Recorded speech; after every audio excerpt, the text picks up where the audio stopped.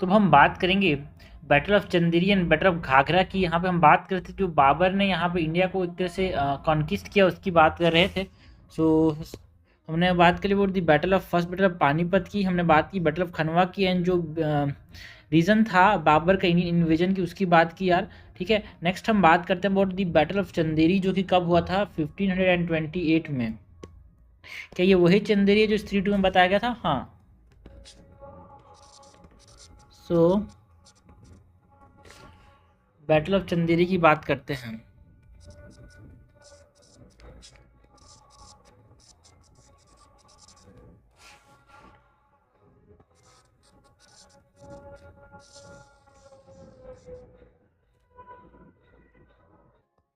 Battle of Chanderi जो है वो 1528 में हमको देखने को मिला।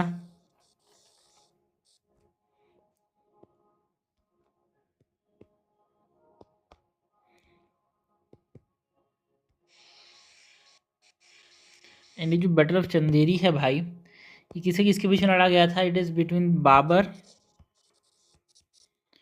वर्सेस जो मेदिनी राय जो थे मालवा के, उसके बीच में, जो कि एक राजपूत लीडर थे एंड जो राणा संगा के अली थे, दोस्त थे, बट हार गए यार। ठीक है, Babar and Medini Rai.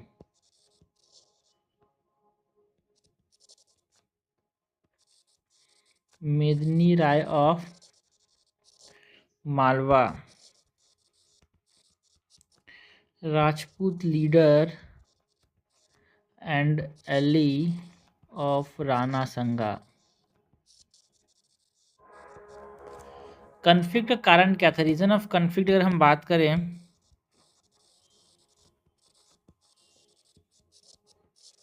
Babar and Medini Rai of Malwa के बीच में जो कन्फ्लिक्ट का कारण था वो क्या था भाई? सो इट इज़ जो राजपूत पावर था एक तरह से वो कमज़ोर हो गया था बैटल ऑफ खानवा के बाद, एंड वो भी एक तरह से उभरना चाह रहा था, तो उसको यहाँ पे बाबर ने क्रश किया। Rajput power was weakened but not crushed after battle of Khanwa, जो कि राणा संगा और बाबर के बीच में हुआ था। जो बाबर थे वो क्या चाहते थे, जो रेसिस्टेंस है उसको पूरी तरह से ख़त्म करना चाहते थे, उससे इन्होंने मेदिनी राय को यहाँ पे डिफीट कर दिया। Babur aim to eliminate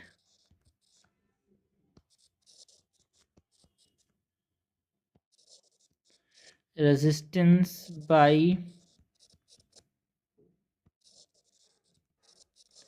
defeating मेदिनी राय।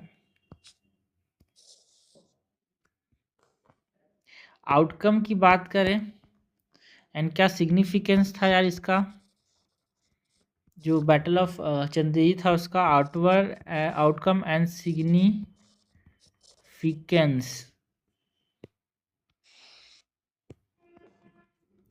जो राजपूत रेसिस्टेंस था वो कोलैप्स कर गया ड्यू टू यहाँ पे ये हारने की वजह से बाबर से। यहाँ पे राजपूत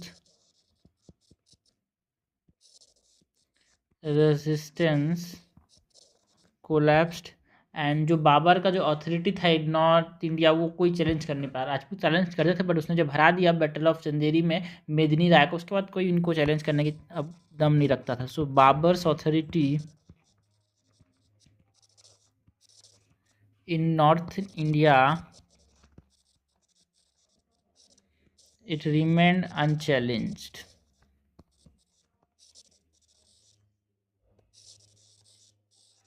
कि यहाँ पे अगर हम बैटल ऑफ चंदेरी के अंदर की इवेंट्स की बात करें तो राजपूत जो थे वो उन्होंने बहुत संघर्ष किया, लड़ाई लड़ी भाई, आखिरी दम तक, आखिरी इंसान के मरने तक यहाँ पे इन्होंने लड़ाई लड़ी। ठीक है, एंड जो जौहर था वो राजपूत वुमेंस के द्वारा, मतलब सब एक साथ आपस अपने आप को मार लेना, आग में जला लेना, वो यहाँ पे राजपूत वुमेन के द्वारा देखा गया।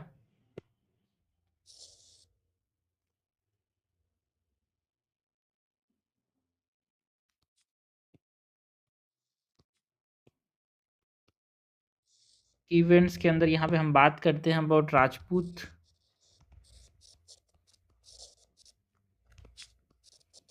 fought till the last man and Johar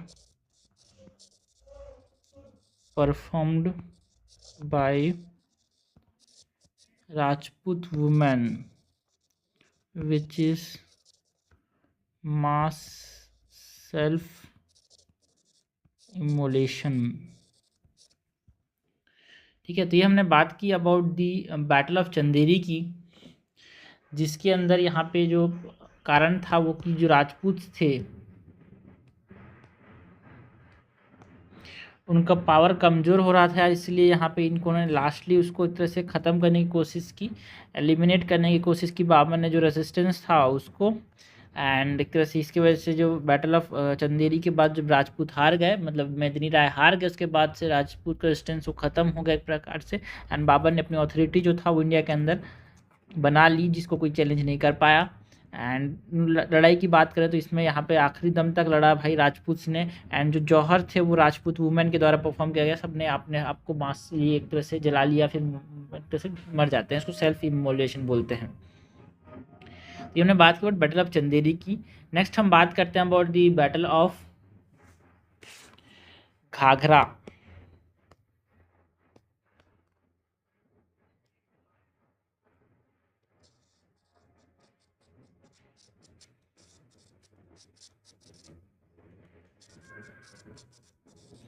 battle of Ghaghra जो कि 1529 के अंदर हमको देखने को मिला।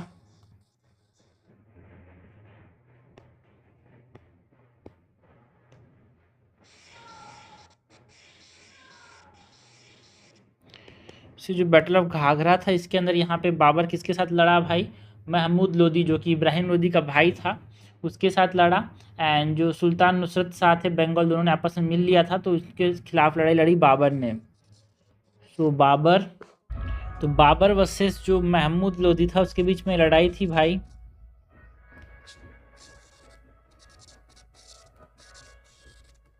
है ना, ये महमूद लोदी कौन था? It is the brother of Ibrahim Lodi. And जो सुल्तान नुसरत शाह जो थे बंगाल के, उसके साथ यहाँ पे महमूद लोदी ने मिल के लड़ाई लड़ी बाबर के अगेंस्ट, बट फिर भी यहाँ पे ये हार गए। कन्फ्लिक्ट का रीज़न क्या था भाई, लड़ाई का कारण क्या था? सो reason for conflict,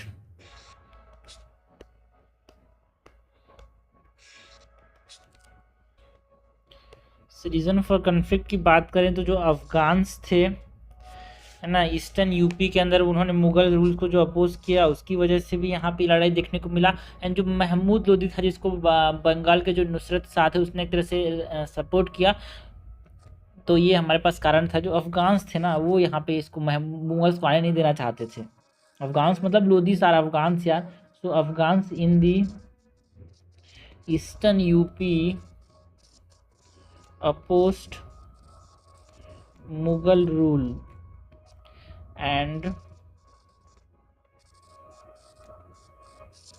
Mahmud Lodi supported by Bengal's Nusrat Shah led this resistance। Outcome and significance की बात करें, outcome and significance of battle of Ghaghra, नाम से समझ आ रहा है Ghaghra means it is related to UP side यार।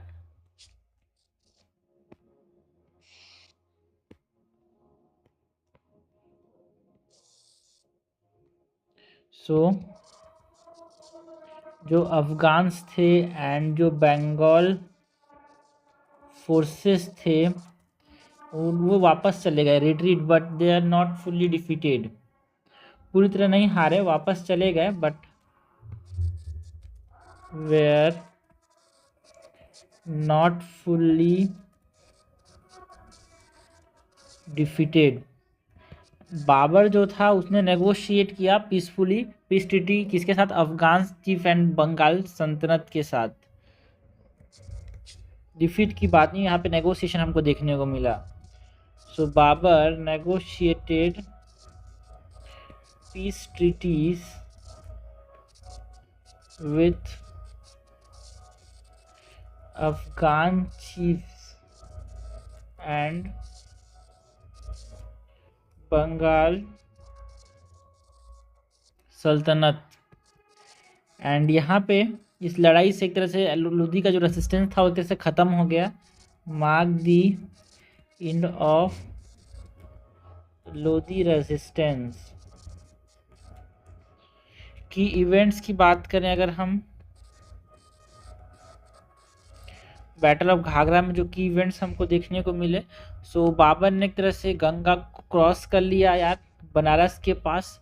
एंड एक तरह से बैटल जो था वो घाघरा नदी के क्रॉसिंग पे हुआ, इसीलिए इसको बैटल ऑफ घाघरा बोलते हैं।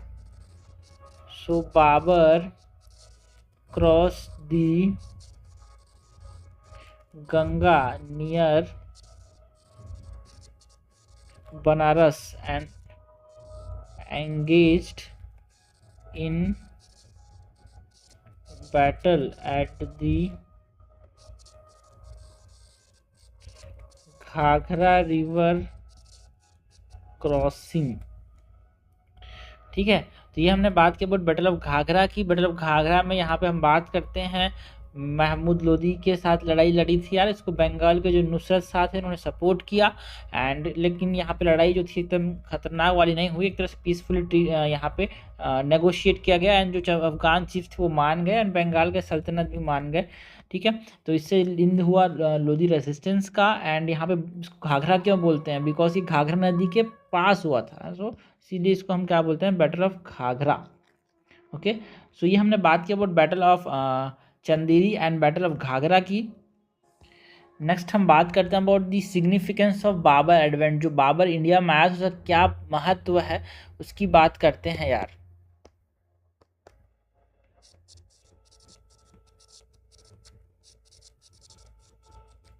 सिग्निफिकेंस ऑफ बाबर्स एडवेंट, जो बाबर का इंडिया में आया उसका क्या छाप छोड़ गया, वो क्या इसका इम्पोर्टेंस रहा है इंडियन हिस्ट्री में, उसकी बात करें। सो सिग्निफिकेंस ऑफ बाबर एडवेंट, तो पहले तो हमारे पास पॉलिटिकल रीऑर्गेनाइजेशन हुआ, एक ऑल इंडिया एम्पायर का एस्टेब्लिशमेंट फिर से हमको देखने को मिला यार।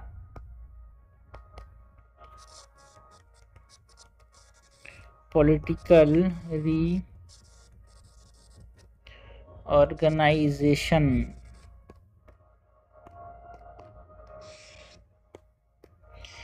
है ना। एंड जो बैलेंस ऑफ पावर था लोधीस का और राजपूत को हरा के उसको तरह से डिस्ट्रॉय कर दिया कि अब सब मैं ही राज करूंगा, ऐसा बना दिया भाई बाबर ने। So establish the foundation of an all India empire and destroyed the balance of power by defeating Lodhis and Rajput confederacy।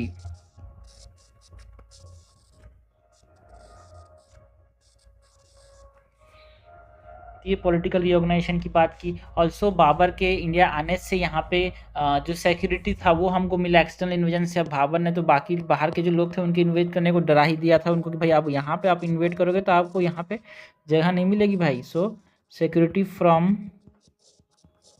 External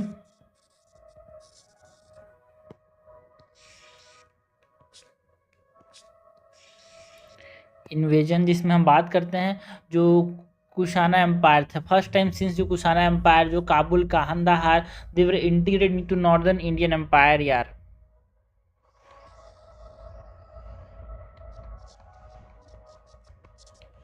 first time Kushana के बाद यहाँ पे काबुल और कांदाहार एक साथ इंटीग्रेट किया गया इंडियन एम्पायर में?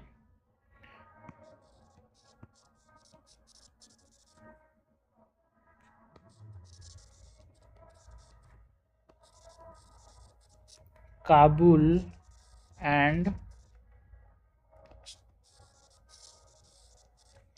Kandahar were integrate into North India's empire, and जो इन्वेजन था फ्रॉम नॉर्थ वेस्ट उसको प्रिवेंट किया। तो एक तरह से इंडिया का जो है ना, एक तरह से बचा के रखा, सिक्योर किया फ्रॉम सेंट्रल एशियन थ्रेट्स यार। किसने? एडवेंट ऑफ बाबर ने। So prevented invasions from the northwest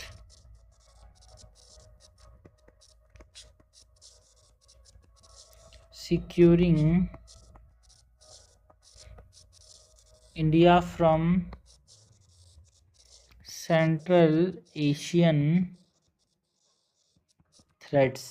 जो मुगल रूल था उसने यहाँ पे इंश्योर क्या, स्टेबिलिटी है ना, लगभग 200 साल तक यार इस रीजन में। आगे जो आने वाले लोग थे तो स्टेबल रहा नॉर्दर्न इंडिया है। So Mughal rule ensured stability for nearly 200 years in the region। Political reorganization लाया, ठीक है। इसने एक तरह से ट्रेड एंड कॉमर्स को एक्सपांड किया भाई। एडवेंट जब बाबर यहाँ पे आया तो यहाँ पे हमको expansion of trade and commerce देखने को मिला, जहाँ पे हम बात करते हैं कि जो काबुल एंड कांदाहार के ऊपर जो कंट्रोल था उसके वजह से इंडिया का जो फॉरेन ट्रेड है, बिकॉज सिल्क रूट में लाइक करता था, तो उसके वजह से इंडिया का जो फॉरेन ट्रेड था वो स्ट्रेंथन हुआ। So expansion of trade and commerce के अंदर the control over Kabul and Kandahar strengthen India's foreign trade. And this cities की बात करें यहाँ पे की बन गए भाई फॉर ट्रेड, है ना, चाहे वो सी चाइना के साथ हो, चाहे वो मेडिटेरियन सी के साथ हो। दिस सिटीज़ मतलब जो मेडिटेरियन सी के जो सी पोर्ट्स हैं उनके साथ। सो दिस सिटीज़ बिकेम की ट्रेड हब्स फैसिलिटेटिंग ट्रेड, किनके साथ? With China.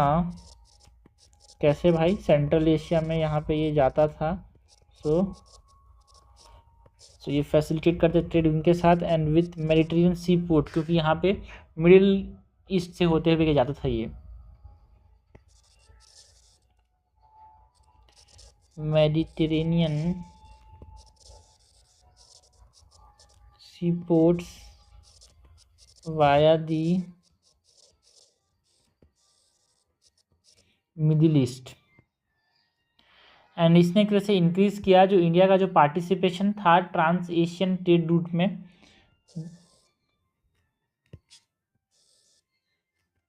ठीक है, जो यहाँ पे बाबर का जो एडवेंट था उसने एक तरह से इंडियन पार्टिसिपेशन जो ट्रांस एशियन ट्रेड रूट है उसमें बढ़ाया यार। So increase India's participation in trans Asian trade routes. And यहाँ पे अगर हम बात करें मिलिट्री स्ट्रेटजी एंड जो मॉडर्न वॉरफेयर, वो यहाँ पे बाबर की वजह से आया यार। Military strategy and modern warfare.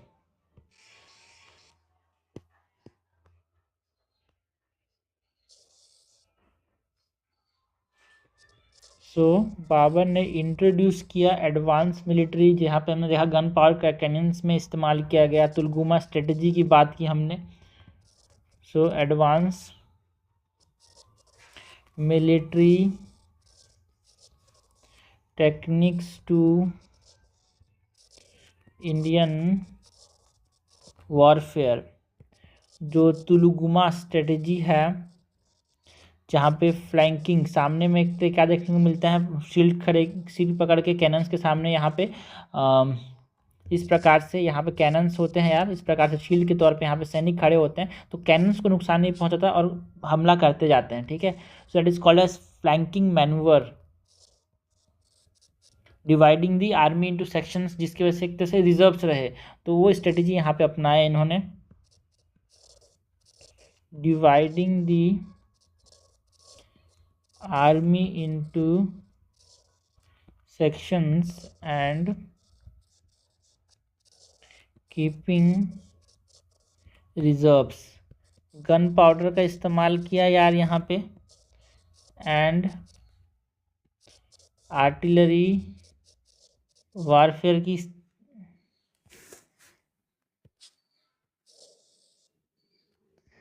इस्तेमाल किया, एंड जो एलिफेंट्स थे उसको रिप्लेस किया विथ कैवलरी यार, है ना। कैवलरी मतलब जो घुड़सवार थे, एंड फायर आर्म्स रखने वाले लोग उसे यहाँ पे रिप्लेस किया।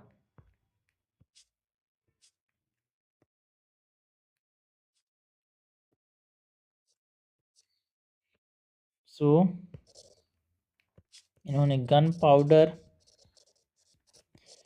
एंड आर्टिलरी वॉरफेयर का इस्तेमाल किया, रिप्लेस किया जो एलिफेंट्स थे, replace elephants with cavalry and fire arms. And इसके वजह से क्या हुआ यार, है ना, अपने पास एक तरह से किंगडम, लार्ज बड़े बड़े किंगडम्स देखने को मिला कि गन पावर का वॉरफेयर, है ना, एक तरह से इमेंस रिसोर्सेस यहाँ पे था,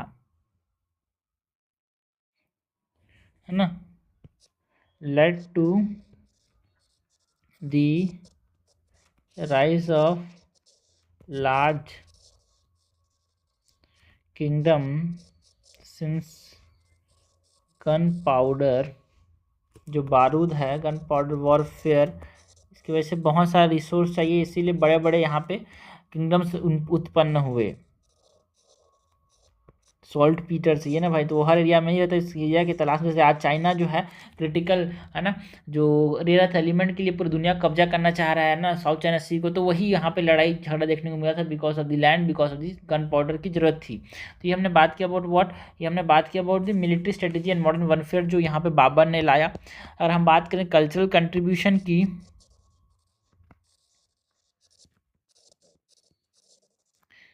सो कल्चरल कंट्रीब्यूशन के अंदर एक तरह से पर्शियन कल्चर्स को यहाँ बढ़ावा दिया गया। फाइन आर्ट्स यहाँ पे इंडिया में आया यार, ठीक है। He was the pattern of Persian culture and fine arts.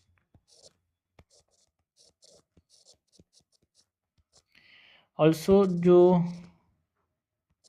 तुजक ए बाबरी, जिसको बाबर नामा के नाम से जाना, that is the literary masterpiece and historical account, जहाँ से हमको समझ आता है, ठीक है, Baburnama autobiography.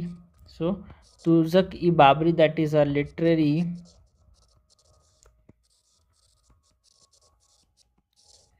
masterpiece and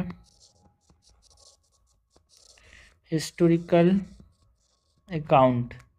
and जो पर्शियन स्टाइल गार्डन्स हमको इंट्रोड्यूस करने को देखने को मिला यार यहाँ पे, due to advent of Babur, जहाँ पे रनिंग वाटर से ना इन्फ्लुएंस, है ना, देखने को मिलता है, उसको पर्शियन स्टाइल ऑफ गार्डन बोलते हैं, है ना। बाद में और भी ज़्यादा ये डेवलप हुआ गार्डन जो था, इससे ने एक तरह से इंडियन आर्किटेक्चर को भी इन्फ्लुएंस किया, जो पर्शियन स्टाइल ऑफ गार्डन था इसने। So Babur introduce Persian style gardens with running water influencing Indian architecture. Okay, so ये हमने बात की about the significance of Babur advent की भाई। तो पहले तो पॉलिटिकल रीऑर्गेनाइजेशन देखने को मिला, एक ऑल इंडिया एम्पायर बनाया भाई बाबर ने, है ना। एक तरह से जो बैलेंस ऑफ पावर था उसको डिस्ट्रॉय किया। अब सिर्फ कौन रहेगा, सिर्फ नॉर्थ इंडिया मुगल्स रहेंगे, राजपूत हटा दिए इन्होंने, ठीक है। सिक्योरिटी ऑफ एक्सटर्नल इन्वेजन, मतलब कुशान एम्पायर के बाद पहली बार जो खांदार एंड काबुल था वो एक इंटीग्रेट हुआ यार, है ना, जिससे एक तरह से नॉर्दर्न इंडिया के अंदर, एंड जो नॉर्थन है ना, जो नॉर्थ वेस्ट से जो इन्वेजन से उसको भी प्रिवेंट किया इन्होंने, बिकॉज एक तरह से पावरफुल रूलर था यार, ठीक है। कल्चरल कंट्रीब्यूशन, वही हमने बताया कि जो पर्शियन कल्चर एंड आर्ट्स है इसका ये पैटर्न था, तो उसकी वजह से वो आया। जो तुजा की बाबरी है, जो कि बाबर नाम है, वो हमको समझ आता है इसके मतलब इसकी हिस्टोरिकल अकाउंट्स एंड मास्टरपीस है ये, है ना। पर्शियन जो स्टाइल ऑफ गार्डन्स है वो इंट्रोड्यूस हुए इसकी वजह से। ट्रेड एक्सपांड हुआ यार, इंडिया का जो फॉरेन ट्रेड है वो एक्सपांड हुआ, बिकॉज खानदार एंड काबुल जो थे they control the trade, because the line the silk route, है ना। चाइना के साथ ट्रेड बढ़ा, मेडिटेरियन सी पोर्ट्स के साथ ट्रेड बढ़ा, है ना। ट्रांस एशियन ट्रेड रूट्स में एक तरह से इंडिया ने पार्टिसिपेशन इंक्रीज हुआ। मिलिट्री स्ट्रेटजी जो ये अपनाए, एक तरह से एडवांस जो मिलिट्री टेक्निक्स थे वो इसने लाया। इसमें हम बात करते हैं वो तुलगुमा स्ट्रेटजी की, ठीक है। Gun powders and artillery warfare एक तरह से इसने इंडिया में एक तरह से स्टार्ट किया। एलिफेंट जो इस्तेमाल करते थे पहले के राजपूत एंड यहाँ पे हम पहले के रूलर्स की बात करें उसको कैवलरी एंड फायर आर्म्स से रिप्लेस किया।